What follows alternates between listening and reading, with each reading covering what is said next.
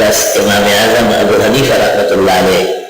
کا قاعدہ نقل کیا ہے فتاوی عالمگیری جلد اول زلۃ القاری میں، الاحتیاط فی الامور واجب، تمام کاموں میں احتیاط واجب ہے سوى الخیرات، لأن الأعاجم لا يقدرون عليها، احتیاط بہت ضروری ہے۔ اللہ اکبر و کبیرہ، اچھی بات ہے، پہلا دن ہے ہمارا، اچھی بات ہے ہو جائے، مسجد میں تو آنا ہے ہی، الحمدللہ ہماری درسگاہ مسجد ہے، اور ویسے ہی مسلمان مسجد میں آتا جاتا ہے، وقلب معلق بالمساجد، بخاری شریف میں وہ 9 آدمی بلکہ وہ 7 آدمی جو قیامت کے دن اللہ کے عرش کے سائے میں ہوں گے، ان میں ایک وہ بھی ہے جس کا دل مسجد میں اٹکا ہوا ہے، ابھی بھی آ رہا ہے، جا رہا ہے، آ رہا ہے، جا رہا ہے، بہت خوشی کی بات، خاص انعام ہے اللہ تعالیٰ۔ جب آ ہی رہے ہیں اور ہمارا ایمان یہ ہے کہ مسجد وَأَنَّ الْمَسَاجِدَ لِلَّهِ، خالص اللہ کا گھر ہے، آسمان کے نیچے زمین کے اوپر، خیر البقاع المساجد، بہترین جگہ مسجد ہے، اس کے آداب بھی مسجد میں دائیں پاؤں پہلے داخل کریں، دعا بھی پڑھ لیں، اللہ مفتح لی ابواب رحمتہ، اور پھر مسجد میں سفر کی طرف چلے، اتفاق سے دائیں طرف جگہ مل گئی، محراب کا بیٹھ کر، اور میں جہاں صف کا تقاضا ہے وہاں بیٹھ جائیں۔ جوتا کیسے اتارا جائے؟ بھائی بخاری نے باب قائم کیا کتاب اللباس میں، وہ فرماتے ہیں کہ دایاں پہلے پہنا جائے اور اتارنے میں بایاں پہلے، جب جوتا اتارنے لگیں گے تو پہلے بایاں پاؤں سے اتارے اور پاؤں نیچے رکھے، پھر دائیں پیر سے چپل یا جوتا نکالے اور اب مسجد میں داخل کر دیں۔ کیوں؟ یہ عبدیت ہے، بندگی ہے۔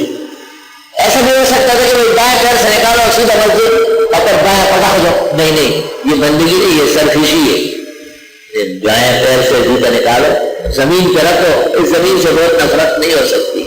اسی مٹی سے ہم پیدا ہے، اور یہ مٹی قبول کرے گی یا نہیں یہ بھی پتہ نہیں،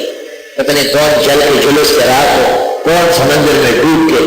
ماہی اور مچھلی کا خوراک بنے، یہ قبر بھی خوش قسمت کو نصیب ہوتی ہے۔ کتنی سنتیں جمع ہو رہی ہے، بہترین زندگی اور بہترین اسلوب کے لیے ایک مسلمان کی حیثیت سے ہمیں جوتا پہننا بھی ہے، اتارنا بھی ہے، تو کیا ضروری نہیں ہے کہ اسلامی رہنمائی کے ساتھ پہنے؟ پہلے دائیں پیر میں ڈالو، اور اتارنے ہیں پہلے بائیں پیر سے اتارو، پاؤں نیچے رکھو۔ میں نے خود تو کسی کتاب میں نہیں دیکھا حالات میں تراجم میں، لیکن معتبر مشائخ سے سنا ہے کہ حضرت امام سفیان ثوری رحمۃ اللہ علیہ 100 قرن میں بیل کو کہتے تھے، انت یا ثوری قوی سبحانک اللہ العلی، کہتے ہیں کہ یہ مسجد میں اسی طرح داخل ہوئے، خیال نہیں ہوا، الٹا پاؤں آگے رکھا، آواز آئی ہاتف سے غیب سے، اے سور کہیں کا بیل کہیں کا، اے بھیا، وہی سے سفیان ثوری نام پڑ گیا حضرت۔ یہ سفیان ابن عیینہ کے سے بڑے اور ان سے زیادہ اونچے محدث ہیں، کہتے ہیں کہ امام اعظم کے پلے کے برابر کے عالم اگر اس زمانے میں کوئی تھا تو وہ سفیان ثوری، ذرا سی غلطی ہو گئی تھی اور نام ہی پڑ گیا سفیان ثوری، اور وہ دوسرا سفیان ابن عیینہ ہے، وہ امام شافعی کے استاد ہے، احمد بن حنبل کے۔ تو مسجد میں آنا ہے ادب کے ساتھ، جوتے اتارنے ہیں سنت کے مطابق، پہلے دائیں سے اتارے اور پھر دائیں سے، اور دائیں پیر آگے رکھ کے اللہ مفتح لی ابواب رحمتہ دے۔ مسجد میں داخل ہو گئے، اگر وقت نفلوں کا ہے سنتوں کا پڑھ لیں،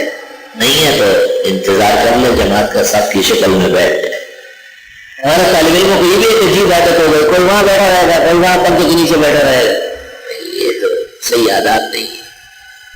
لیکن صف و جماعت نہیں ہوئی ہے، صف کی شکل بناؤ، جماعت کے بعد کل امیر نفسی ہے تو اختیار ہے، جس طرح چاہے بیٹھ، لیکن جماعت جب تک ہوئی نہیں ہے، ہونے والی ہے، سب لوگ صف کی شکل میں بیٹھے، صف کی شکل میں، الحمدللہ۔ پر ہمارے یہاں ذرا مسئلہ اور بھی سخت ہوتا ہے، وہ یہ کہ داڑھی والے آ گیا ہے اور بغیر داڑھی والے سے ہم درخواست کرتے ہیں کہ وہ پیچھے ہو جائے، وہ مان لیتے ہیں۔ اللہ نے جزائے خیر دے اور اللہ ان کو جلدی داڑھی کی سنت نصیب فرمائے۔